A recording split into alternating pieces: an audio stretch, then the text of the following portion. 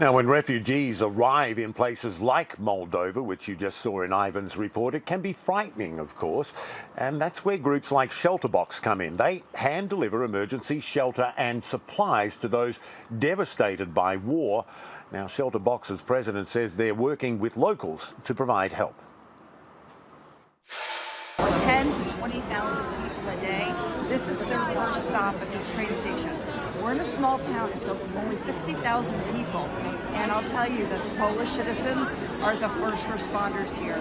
At the train station, people are tired, they're overwhelmed.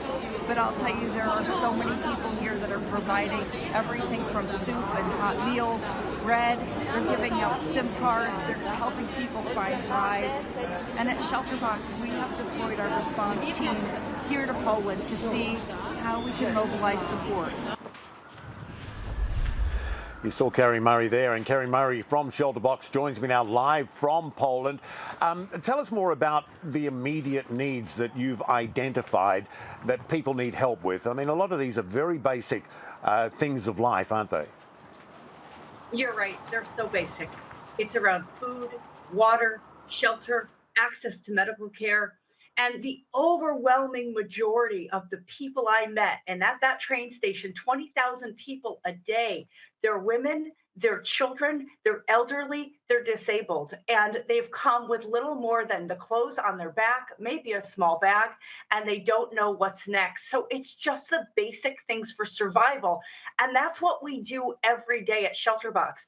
We respond in some of the world's most extreme conflict zones, and we provide emergency shelter and the basics, things like blankets, things like ground mats, solar lanterns, water purification, the basic things you need to sustain your life when you've lost everything in an instant. And you coordinate your efforts, I think, with the United Nations. I mean, how much cooperation is there between the various aid groups, NGOs, and so on? It's incredible. I'm here now. I was in the southeast of Poland on the border earlier in the week.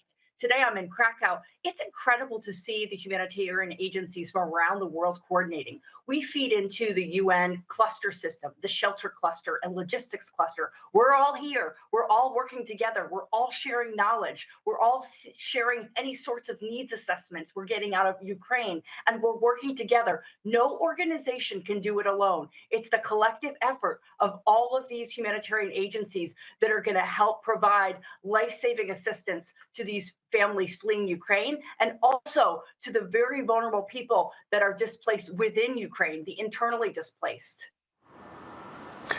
You've had, I think, a decade working in the humanitarian field. What do you make of the sheer magnitude of this?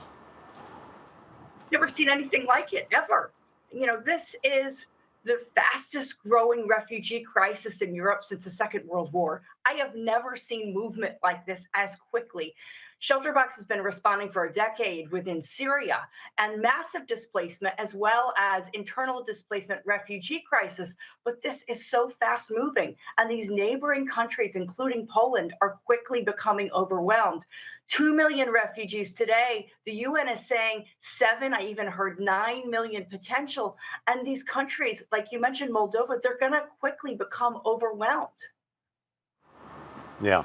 I mean, at one stage, the number of refugees in Moldova was a significant percentage of the population of that country.